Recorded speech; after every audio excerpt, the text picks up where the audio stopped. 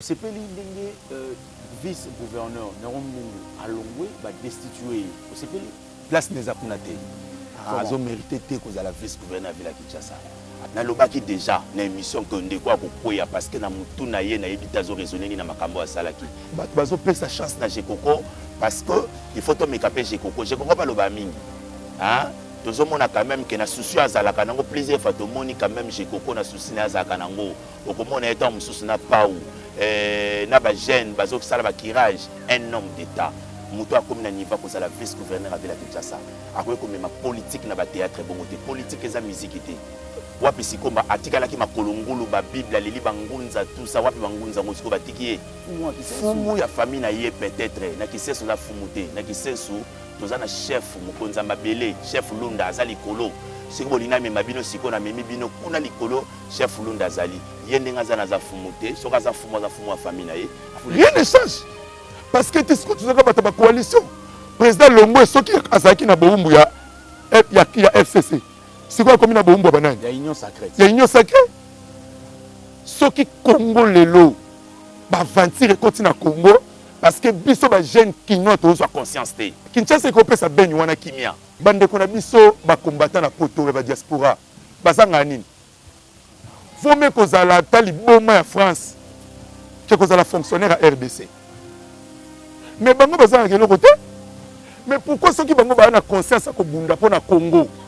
On a un danger, se priver même na sentiment. Balobi que Congo passe ça na mboka na biso, to se pele na ba concert awa ba boyi. Ce qui li nozo sala pasi munoko sekate. Voilà. Lito ezo so munoko eseka. Liboko esa pasi munoko eseka. Non. Parce que balembi chaque fois ba code. To komati ba lokuta. Biso bakinois kokosa matanga mama bazo opérer to sala ki accident poto ke na ba couloir 9 personnes ba to boma na ben semaine passée au moni ba image ba fongoli bango libumu ba kati mitu ba tie pembe na mapeka so ko tia image wana ba to ba mona non c'est pas c'est trop parce que biso bakinois to tika makambo papa dimanche ka auto faninga na yo to bimaka to bandaka ne to na kisenso to bandaka to na prince. Toi qui t'as ma tête, toi qui t'as levé, babar, nous sommes pleins. Tant que baninga bazole la beni, qui nous attend d'ici bar, baninga bazole la, baninga bazole kufa. Donc, et puis na ba commune, nous sommes mona, aucun net na bangaba. Ozo ko imaginer, batongi morgue, la presse beaucoup, mayo bazole sukola bibembe, et zo qui t'as na terrasse beaucoup, mais ça au mona. Bobila dao. Maman Bobila, hôpital Maman Bobila. Est-ce que penza ba ko est-ce que vraiment que ça? Les uns en liberté, les autres surveillés pour leur pauvreté. Les uns des... L'actualité nous appelle, le devoir nous oblige à être devant vos postes téléviseurs. Très chers amis, très chers téléspectateurs, bonjour. Vous êtes si nombreux devant vos postes téléviseurs pour suivre cette émission RDC Yoka. Avec votre chaîne RDC Yoka, c'est une mission socio-culturelle. Nous prenons cette question politique, nous mettons sur la table pour décortiquer avec certaines invités de marque. Hier, j'étais avec certaines invités de l'UDPS. Aujourd'hui, je reviens encore avec Soloko, honorable Jean-Cy Soloko. Il a parlé, hier, il a parlé avec nous à propos de Nerombungu, vice-gouverneur, Lobaki, la télévision, tout le monde a entendu, tout le monde a parlé de ça. Aujourd'hui, je reviens encore avec Soloko parce que Nerombungu a déjà Yakokoya. Un grand merci. Na banderonion sur la biso na Butembo, na Beni, je suis de cœur avec vous, j'ai dit au fond de mon cœur, peu importe ma réunion, c'est jouer la bino na Beni, biso nion sur toi congolais. Malembe to solution makambo yo et puis biso bokanisa te le roi to vandi nde tozana possibilité ko ya kuna te ngola tsate ke tozana ambiance tozomela masanga to tozolala na kimia. Des fois ça nous fait très mal. Nous arrivons des fois à faire couler nos larmes par rapport à ce qui se passe à l'heure actuelle na Beni, na Butembo, na Nord Kivu, Sud Kivu. Très chers amis, très chers frères congolais et congolaises, nous vous soutenons vraiment particulièrement, et moi particulièrement, je vous soutiens énormément. Vous êtes si nombreux. Un ami, je vais saluer Rodi Kalala, Azali Bongo, na Rwanda. Je lui salue. Parmi bateaux, à faire biso information, il y a sûr, autre char na chaîne na biso. Des fois, ma rambo isolé kana Est. C'est un Congolais, Azali vivre maintenant, il séjourne maintenant en Rwanda par ma raison de la vie privée, s'il faut le dire. Je lui salue aussi, je profite de l'occasion pour saluer Djikin à la prise de vie, je te salue aussi à Dieu Mundio, à la réalisation finale, aussi à la réalisation. Un grand merci aussi à Bandeko Nyonso. Bazuli bakwa kolanda biso lelo. Mbote na Bandeko Nyonso baotala biso na Kisasa awa. Baza bongo na commune ya Ngaba. Banda na avenue babengaka nini Lobo, Feshi, baveni ezebele, Mombele, Ipui, Kitako te kuna nyonso. Na ye na commune ya Matete. Ici quand pipe moi des autres dans ma casse. Bon voilà. Très cher ami. Tout à l'heure, tout à l'heure, il y a pont, il y a Njili, Boukanaki, il y a une solution. À l'heure actuelle, on va mettre ma solo, on va mettre une image, TV radio, vite fait, Jika Rosa, on va mettre tété, Balak Sabiso, pont et Maya Matete, Nangaba, Nalemba plutôt, et Kabwani. Les gens se posent des questions. Les habitants aux alentours, il y a pont et Matete, il y a une question, il y a une pont et Maya Njili, il y a un traité rapidement parce que le chef d'État, les grands là, pour voyager, pour parce que chef d'État les Garawanati. TVza Radio T. On va aller côté de la régie. Je l'ai et puis on revient tout juste après. C'est parti.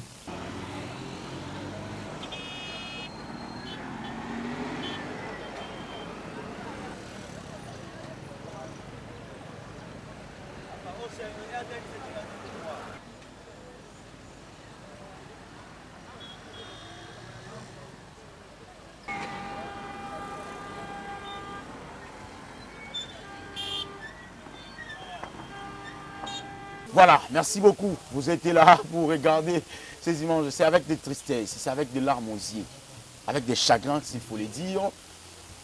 Bato ba ngaba dans lemba. Pourquoi kota matedi faut ba sandeni.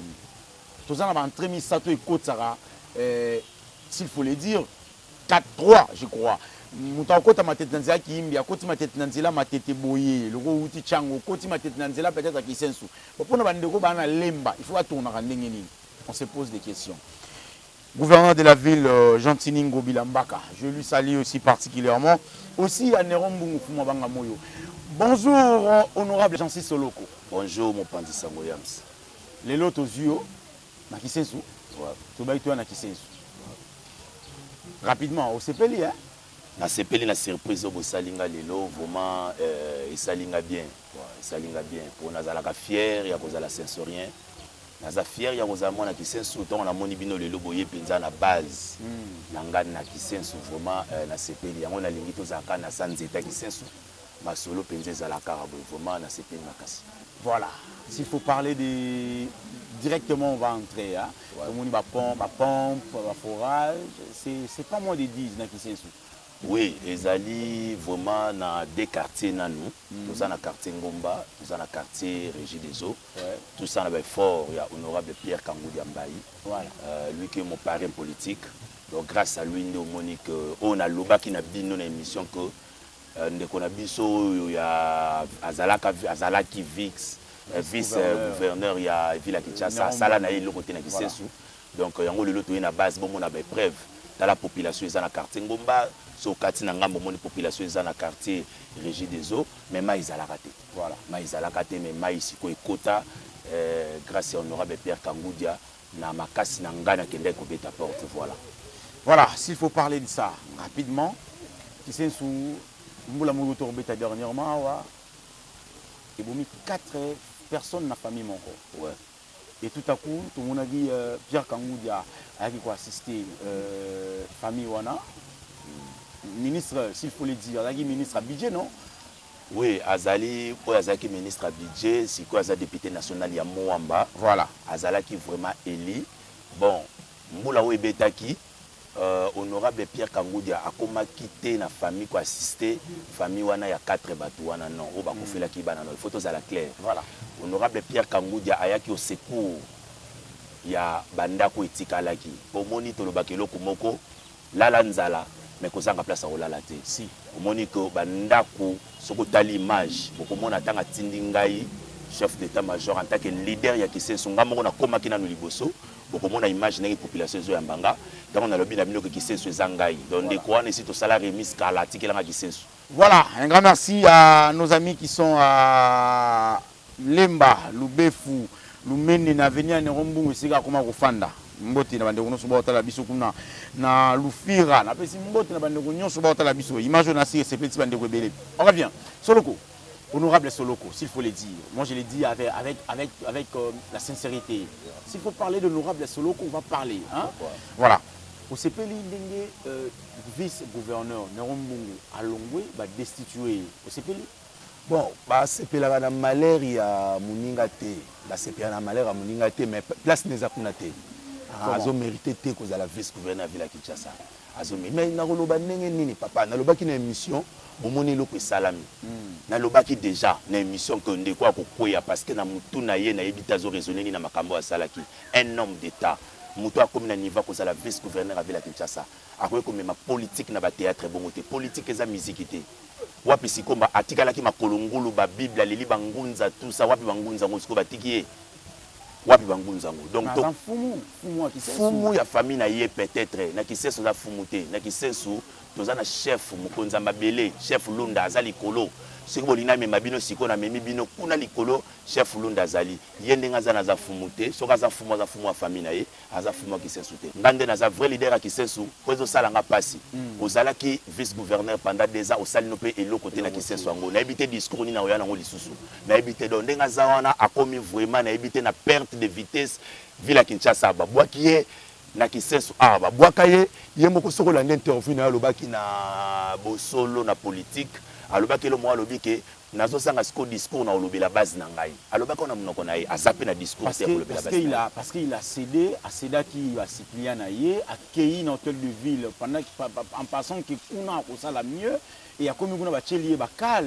oyo papa to lobelaka makambo ba Cyprien te eza lokolo tindi muta sukola mopimeli mai mutanga osani oyebisi mutu kota kendo sukola muta kota ke sukola mema ezate puis me yemo kangi cantine eza ba aventure makambo ya salaki omoni tango sala ka mabe le salaire de péché c'est la mort papa tango sala ka mabe tango yo sala batu mabe tango yo makambo sala ke zaka ya bien te nzamba ofutoka bongo nzamba za juste et comme tango nzamba zo trancher donc ndenga za wana a mérité le ke komelie eza nango mabete azambo na mobali a foxer a continuer makambo na voilà s'il faut parler de ça hein et ça makambo zo ça peu moins passe bandiko balobaki ba soutenir honorable Nerombungu na place na wana babaki akindi bazana sima na ye akendaki pe bazaki pe na sima na ye mais to kamwe sur 36 personnes 35 personnes va voter destitution na ye c'est-à-dire na président ya assemblée provinciale Godin Poy s'il faut le dire yepé à lobby non ndeko na ngai ya fois nani Nerombungu il faut yeba que na munoko na biso na munoko yo ekoki kobikisa ko bomisa voilà c'est celle que lobby que un politicien na niveau on est face à la maîtrise tant vous avez maîtrise et coûter au cher voilà parce que ozo kanisa za raison ngo caractère mteza raison ozo mona mais tant vous autres dire na yo kotisi na ba député nyonso ba professeur nyonso tout kotisi ke bazo sala le côté au talibo o comment pesa bango ba pression voilà conséquence ndeko ko sala na raison na débit mais et comme lié tort pour azanga qui maîtrise et comme lié tort pour nous connaît qui na frenté lui pensait que face à ça quoi agir to face à se comporter lui pensait que azana a raison voilà alors que à se trompe pas qui vraiment voilà OK très cher ami à se trompe pas qui va lui remplacer rapidement non on remplacer bon nazali na assemblée provinciale te on a yeba oezole kakuna voilà mais na yebi déjà que ba candidat zo bimebele belé ndé ba bazolo bela mingi Jekoko voilà soki ba bazo pesa chance na Jekoko parce que il faut to mekape Jekoko pas lo ba mingi hein tozomona quand même que na souci azalaka nango plaisir fatomoni quand même Jekoko na souci na azalaka nango okomona étant mususu na pau na ba jeune bazo sala ba kirage okomona Jekoko na kingabwa voilà mais plus kingabwa parce que ça Elia kuna ya limite on est fief électoral na ye hein on est mais abo sénateur azamu amba mobimba oui Jekoko ayaka na Jekoko azamu amba te aza provincial aza limité mais il y a un lobby député provincial. Voilà. Mais je coco à bandaki ko saka makamboazo qui pété car fief ati ya limité té. Ande ko tala o sala makamboazo ba ke na ko sala na lemba na ko sala na kisensu na ko sala na ngaba. Le loi siko tango ya soko ma vice gouverneur. Ayeba ki saka ya kise ya kingabo ate ya limité té. Akomi siko ya Kinshasa mobimba. Mais na ko biso le moko mabulu soko ke na lemba. Il faut comme petit soko ke na lemba na terminus au kuta pon je coco. Na kisensu awa ndeko wana menaçage coco plusieurs fois. Honorable Jekoko on a zolo ba yebiango ye moko pena batune ba yebiango. OK. Akota kisensu ba menaçaye parce que ndeko alinga ko kanga kisensu en otage. Et pas fumu. Voilà, alinga ko kanga kisensu en otage. Mais toujours pesa e chance. Voilà. Biso ba kinois, toujours pesa la biso Jekoko chance. Pour Kinshasa ça biso. Tu es état d'esprit, tu es bien na manière ya mutu na mutu ndenge. Obi Jekoko na simplicité na nga mwana mobali wana na sepela na yeta ba kanga ki azaki na prison. Jekoko na prison. Mais atali na absence ye nana ko simba limité à ça la message en direct à prison à lobela Pierre Kangoudi Ambaye. J'ai quoi pesa mot d'ordre na ba base na ye ba fote Pierre Kangoudi Ambaye. Atali mutema ya honorable Pierre Kangoudi Ambaye. J'ai quoi lobi non. Ni tema oyoyo. Nandima kité na banda ko la limité prévano au monde que j'ai koko na prison quartier wana kingaba bazanga courant. Bazanga courant mais Pierre Kangoudi aya na câble courant na transport faut na câble. Atela bango kuna la kingabo je kokwa sepela a sala message bongo muto a soutenir ka biso na soutenir était pour nani to pesi pena chance ba député provinciaux tike ya Jekoko ezala gagné mais boye ba avant déjà ya kozala député non to yeba la candidat to boyeba solo à Jekoko sikanga na sisa ba kuna na ngati solo à Jekoko kozala candidat et bandai ko betama avant ko tunero mbungu za destituer comment te kezaki déjà loko bo préparer la ni mbungu ko chele motambo bozela kaka le kapoko kangae non oyebi que tozaki na coalition FCC cash normalement to banda ko zwa soki FCC zui titulaire il faut cacher zwa adjoint bango ne bazalaki na retard ya kobimisa candidat na bango yango moni remera Jekoko et joua qui déjà donc ndenge biso to zwa ki mutu ya ville Kinshasa directement falaki bango cash ba pesa mutu akoya kozala comme adjoint bango lokola bazaki na mo retard ndo moni salama iboy mais vana ya Jekoko ezalaki déjà bandakala et puis ezay sengo ba kinyono so ba mona Jekoko place wana ezay sengo ba kinyono surtout biso ba jeune. Voilà, merci beaucoup très cher ami, s'il faut parler on va aborder ce sujet. 2 mois, 60 jours s'il faut le dire, sans gouvernement. 4 mois s'il faut le dire, 4 mois sans conseil des ministres. Depuis le chef de l'État, Félix Antoine Tshisekedi, son excellence Tshilombo, a organisé une consultation où il y a Union sacrée. 4 mois sans conseil des ministres. Les lois, s'il faut le dire, gouvernement, tant qu'est-ce que tu oses là? Oui, merci. Na sepel mingi penza la question tuningai. Et là que zo bomabiso siko eza ba volonté politique. Voilà.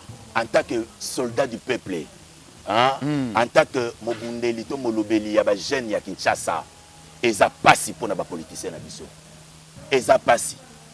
Moko pona nga na ko mo regretter, fallait que ata FCC Kashango et continuer à tati na faire mandat oyo. Soit pour ça makamusi fallait que salama. Voilà. Ou bien ce chef de l'État à monaki bien il fallait que kata et le kowana il fallait que lukata dissoudre ka assemblée à luka sala ta ba élection ba député nationaux pour azala libre asala makambunaï parce que population na minute o ils ont souffrir pour na ba intérêt il y a ba politicien o yo individu voilà ba ko sayote très bien innocent azate na ba o nyos ba yepembe na chef de l'État token ensemble innocent nani nana kolobaki maboko neza pembe Moïse Katumbi a travaillé azala na Kabila a travaillé na mboka oyo Olivier Kamitatu toye tolobi ba Jean-Pierre Bemba ba Denis Sesanga bango nyonso tu wana baza ba acteur oyo ba mbria mboko bandakala mais tala mauvaise foi ba Bayati Lukwebo est-ce que au botama poza ka mokonzi ndenge président le aza président ensemble oui il y a Sénat hein président la biso Sénat papa la biso Bayati mais est-ce que comment on a volonté té ba ko sala na mawa population té et donc ils ont ça les intérêts personnels na bango bazo ko tala libumu ya mboka té ya population té bango ndenge bazawana bazo tala ka 2023 voilà bazo tala 2023 donc na Congo le nom ça mutu nyonso à comprendre bolanda ba français milai bazo lo baté mutu nyonso à comprendre intérêt na bango za nini so ba nommer mutu lelo comme tala ba moko élection azo tala te ke ndenge nazo kota de to mona kata joueur azo beta bala lobike soki na kotika awawa na moni faillite za entraîneur azo tinde so koti kanga kuna poto moni koto kuna Messi azo leka trop to moni koto kuna Cristiano azo leka biso za bongote donc soki muta koti na ministère ayembala moko na idée ya kozwa mpona kopréparer 2023 mosusu ake komi lobela tia lobi ke na mizwela nanga mpona yebi te so na ozonga lisusu donc Congo ekomi nango commerce ekomi nango esika bato baye et puis nyonso tu wana nga nazotia kaka charge wana na jeunesse congolaise c'est ça eza jeunesse moko naïve surtout biso bakinois tozo regretter na comportement na biso bakinois tokende nango bongo ti wapi mokoni tokoma bafana mboka toza kaka bafana bato ngai nalingi kaka rais ngai nalingi kaka Félix Tshisekedi ngai nalingi nanga Katumbi mais mboka Congo mokoni tokolinga ngo voilà situation sika toza bloqué mpona baindividu toza bloqué gouvernement ezalaki na 65 na ntango ya papa Kabila balobi ke bakitisa gouvernement baye nango ti na 45 lelo bazongisi na 55 toke wapi rien ne change parce que tisiko tozaka bato ba coalition président Longo soki azalaki na boumbu ya FCC siko akomi na boumbu ya banani ya union sacrée est-ce que président akoki kozwa place na ye te a décidé quand même mpona tozwa solution tokebe ti wapi bato nyonso babloke gouvernement na bandako na bango baliaka bango nyonso babloke gouvernement te sikoyo baoganye mbongo na Congo bongo biso population namoni olingo olela tochange lisolo mpo namoni ondima te eza pasi na makambo ya Congo vraiment eza pasi gouvernement ezobima déjà honorable Pierre Kangudia aza na poste te vraiment question otuni honorable Pierre Kangudia ti sikoyo eza sujet biso tolobela te toza mpena na akisa kolobela sujet wana te oyo ezosalama na mboka esalama mais eza mboka na biso tozolinga mboka na biso ekei liboso donc nayebi te aza te nayebi te tout ça nayebi kaza député FCC mais soki lelo azogarde ka position ya FCC oui jusqu'à présent toza aza fidèle na tata mokonzi aza député ya FCC aza député FCC mais naye penza te mpona kolobela sujet wana aza papa na biso tokoluka ye tokozwa ye mpe kaka honorable Pierre Kangudia Mbaye, s'il faut le parler, s'il faut le dire plutôt, l'actualité reste dominée par situation et insécurité na Beni, Nord Kivu, Sud Kivu, Butembo. Tout à l'heure, je crois, il y a 4-5 jours, devant l'hôtel de ville, il y a Butembo. On m'a envoyé des vidéos ici, dans un téléphone, on va tirer des vidéos pour vendre des combats. Balobi, tu peux vivre dans souffrance à Boetim, que le soit il y a ton dengeni. Vraiment natango Kabila tozali na makambo yo Tshisekedi ayepe toaka na makambo yo nazangi makambo ba on a bifona loba na honorable vraiment situation Beni ekomi pasi makasi et s'empirer encore touti komona calamité koyoka to pe kolanda ba propos ya président na biso assemblée nationale Mboso oyo amekaki muke kolobela pe ba Elia kuna babima makambo affaire wana ba rebelle neti bazo financer tout ça voilà babalukeli ye bayindisi ekebongo mais ngai nazo après de sango esiliga akomiti na niveau à porter plainte mais oui il y a Christophe Mboso président oui pourquoi lobe loko mais balobi ke milinge bimaka te so emote pelité voilà il y a pas de fumer sans feu papa mais papa na biso Mboso moi mutema mawa wana atali à comprendre alobaka ngo pe pamba te ayebi pe pourquoi alobaka mais eloko ya Beni nga na komo condamner siko biso bakinois soki Congo lelo ba vantire koti na Congo parce que biso ba jeune kinois to so conscience te voilà nyonso so dépendre na Kinshasa ko pesa Beni wana kimia si mais na pesa exemple muke bande ko na biso ba combattant na poto ba diaspora bazanga nini faut me kozala tali boma ya France que kozala fonctionnaire à RDC mais bango bazanga keloko te mais pourquoi ceux qui bango ba na conscience ko bunda pona Congo baso mona ba danger ba se priver même na sentiment balobi ke Congo pas ces na mboka na biso to sepela na ba concert awa baboyi papa balobi soki lino ezosala pasi munoko eseka te voilà lito ezoswa munoko eseka liboko esala pasi munoko eseka non parce que balembi chaque fois bacode tokoma ti balokuta biso bakinois kokosa matanga mama bazo opéré tosalaki accident po tokenda bakouloir 9 personnes baotoboma na Beni semaine passée omoni ba image bafongoli bango libumu bakati mitu batie pembe na mapeka soko kotia image wana bato bamona. Non, c'est pas... C'est trop. Parce que biso bakinone totika makambo. Papa, dimanche ka auto faninga na yo to bimaka to bandaka ne to na kisenso to bandaka to na prince. To kita matete to kita leba babar no so plein. Tango baninga bazolela la beni. Voilà. Kino tondi si bar. Baninga bazolela. Baninga bazokufa. Soki kino atondi si bar, bakondi, bato baza mieux. Mais c'est ça na lobby que biso nde to ko sanctionner bango.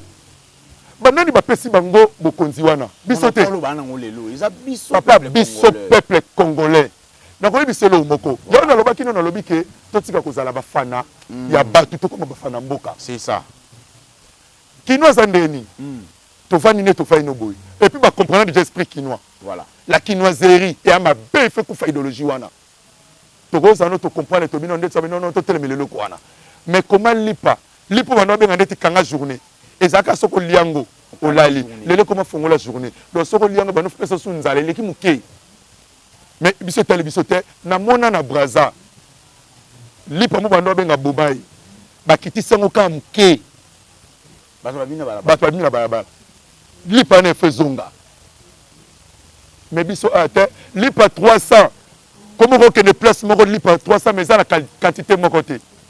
Il y a 5-16 ans la quantité 50 fois qu'on a 100 fois pour bosser la langue et bunga mais c'est biso bakino beaucoup ko salami balé boyoka ni pona eloko moko mais ce que ba bendika nga kania kanangeli ki pa na bano finga lo chocho je m'excuse lo chocho tolinko yoka copte mwana mai dimanche boye kende na libosa ba politicien ba nyoko la biso bakino ba ke checker ba tondi mukoni to bando tika ko ça l'échange à élection mukoni to bando ça l'échange to longwana côté ka voana mbongo mukoni to ko za conseil to ni ko sala te mais to lingi ko apparaître ngana lingi na koma kengo adondo na lingi na koma fachi mais nano tangite olingo tanga te mais na lingi na koma Pierre Kangudia olingo tanga te et puis tango telemi a monika ki seso na mboka te mi to ka pele kaka ah bon et puis tango telemi oye pour bandi ko bundisa ba o batanga pour la place on et puis yo une chance ba cheyo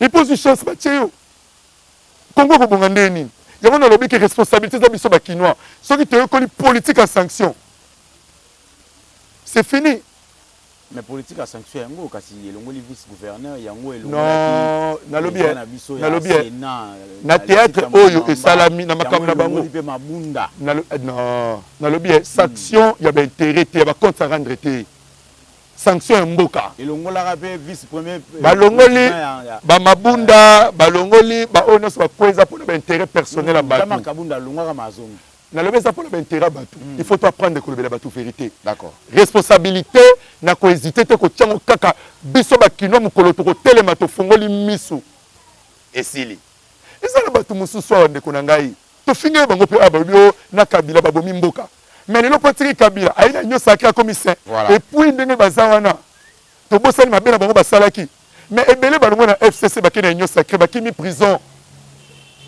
tango Félix papa la so Félix aye na système ya ko contrôler ko kanga ko éditer mais belé mais soki président na autorité morale na biso lobake azangaki 15 personnes bakosa yo te ndeko wana papa la biso wana akomaki tina niveau na conseil de ministre ba ministre sortant nyonso tout ba ex ministre de gouvernement Chibala bazala na vérité alobi na bango population zo souffrir bokangami na ba bureau atindi bango na terrain akomaki na souci na mboko na niveau mboko mais ka bango wana ba dinosaure ya mboko bango wana bakena inyo sacré na ba makila na miyibi bakeko luka mswasi sa chantier na ye mosusu luka asombela mwasi na ye nanu alaka ye mwasi na avion bakomi ba 5 maintenant masolo 9 personnes, 9 jeunes femmes et hommes s'est déplacé de Beni à Kinshasa pour parler au chef de l'État qu'il réalise ce qu'il avait promis dans le discours à promettre bango à couvrir na bango kuna na Beni à promettre bango à déplacer quand à Kochango kuna pour l'insécurité za kuna ici là ba moni ezomela lusha wenja muneno ils a reconnu et puis na ba wenja mususu ba sangana ba 9 coordonnatrices na bango waza mwana mwasi aye bazana bango wana kisasa babifu bakizonga kaka na chef de l'état baye bazozuka ndeni bakuta na chef de l'état yo monya ngondeli papa eza promesse au président Pesaka biso sotuyo kaka voilà alobaka que soka bini pasi liselo kona si saja vanda na beni oki vanda na este kuna voilà pasi lisango mais aza président c'est-à-dire aza na parole soka so ba responsabilité na ye ya main akosisa likambo wana bandeko wana baye eza pasi balembi talaka bandeko wana baye mais za bakino musu ba critiquer bango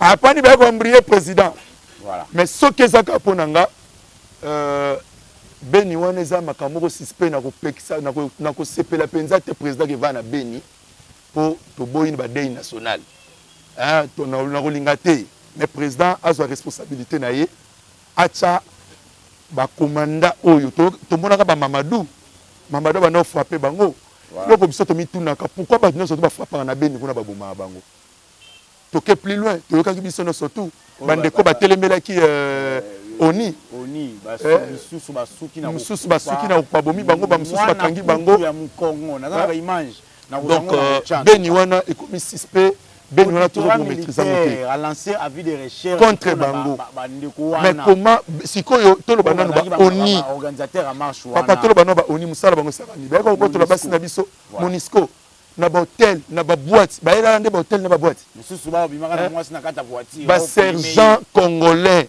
oyo armée na biso anjida futa ma combien bango ba sergent na bango ba lekime ba colonel na biso na mbongo voilà Monisco tina lango na RDC ezali susu te tina lango ezate mais vraiment pour na beni président de la république a sa responsabilité na ye acha ba o baza capable to yebi e bembe aberimana mobuta tinda mayele na batayo moka seta et kota tina kata Rwanda lelo Rwanda vandeli biso na zolo lelo Rwanda akomi star voilà lelo Rwanda non il faut tout ça sérieux voilà s'il faut le dire aujourd'hui honorable Soloko to kenda mo musika mingi gouverneur, ancien gouverneur à Katanga, Moïse Katumbi, Lelo yo ayaki na union sacrée, après Azo Bimara Kaka, je confirme pas l'information parce qu'il y a un journaliste d'investigation. Je confirme pas qu'il y a un Charama Bouli qui est pour un gouvernement Bimati.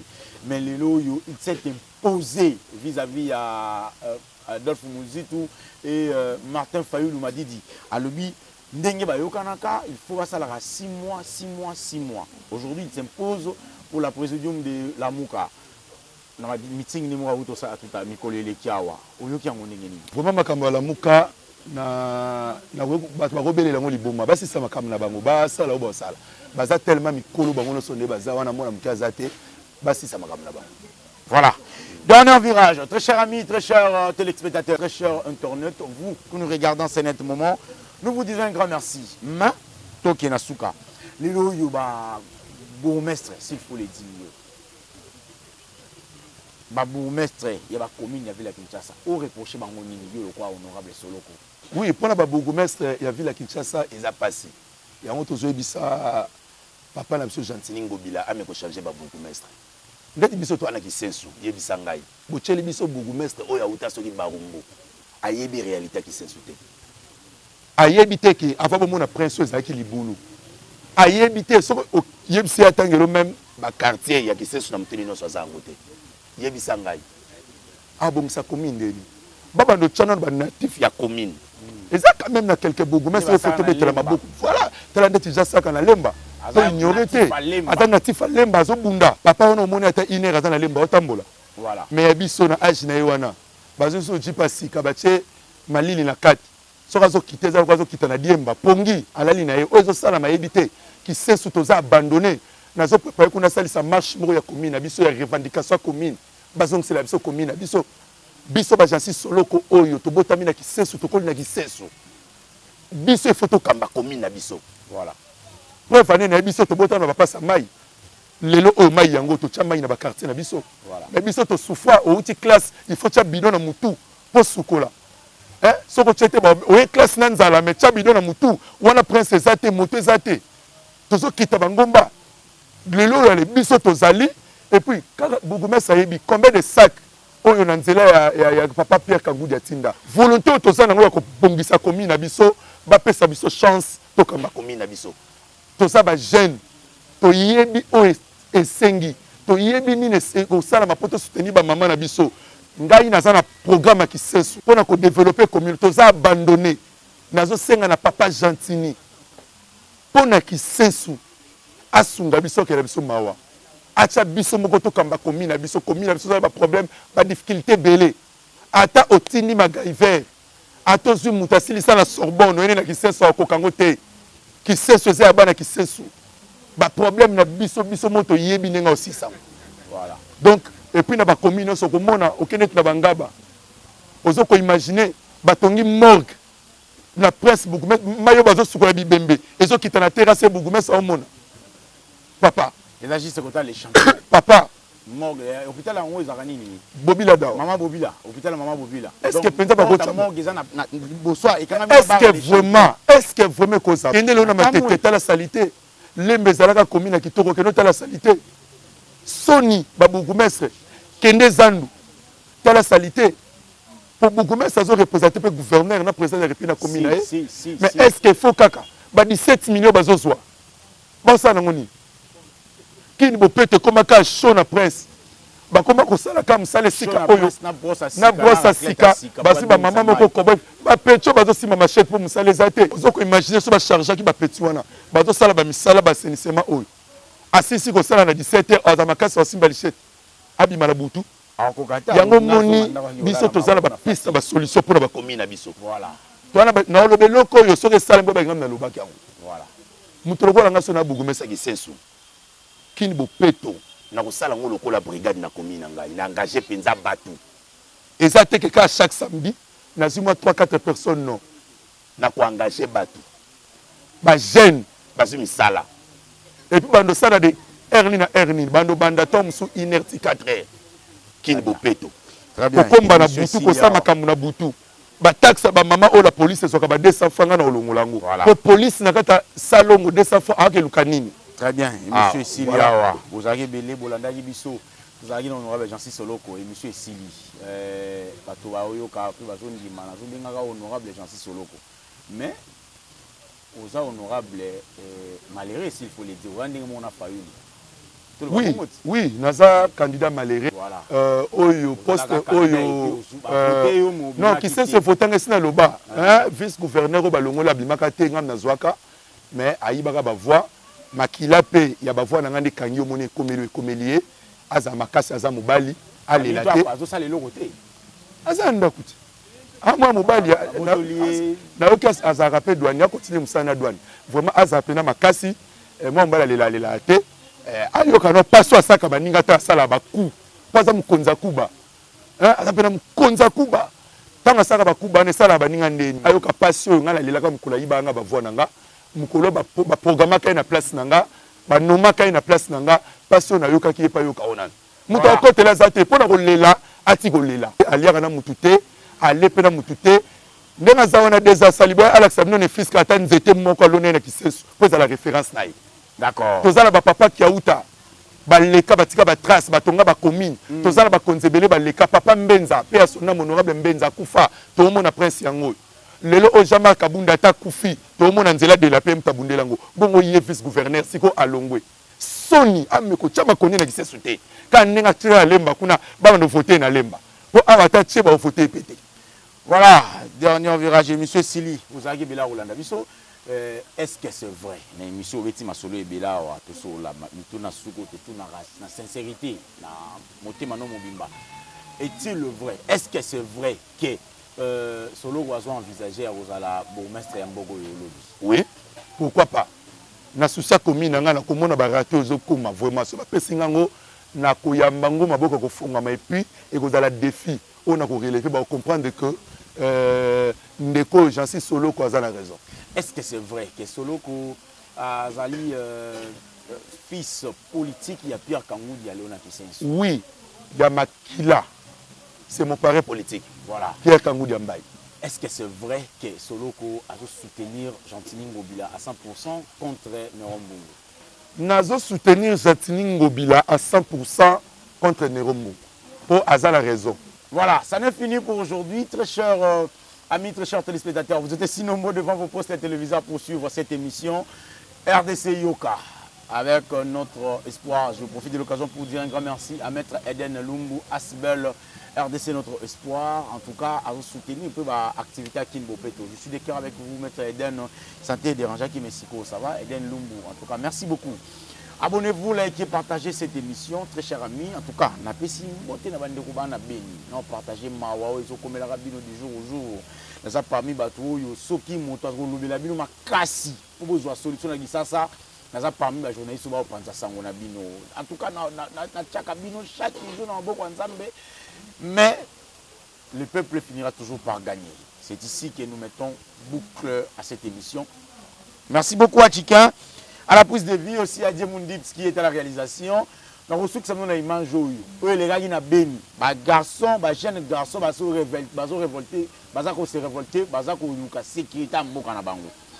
Par conséquent, par malheur, la police, il y a béni à quitter le terrain, à zoluka bah garçon, oh bah bima qui n'a pas la balle pour lobby. Soda to ça sur le côté, biso mouro bah papa bah koufi, maman bah koufi, to bima to ça musala, t'as la police à salaki.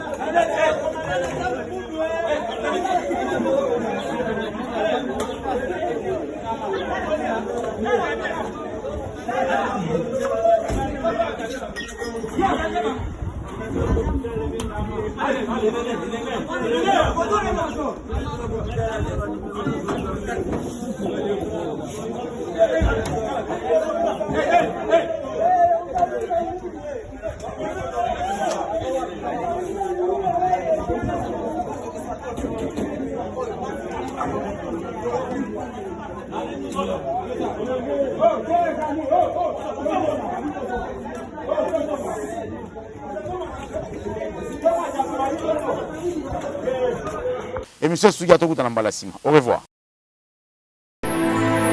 Les uns en liberté, les autres surveillés pour leur pauvreté. Les uns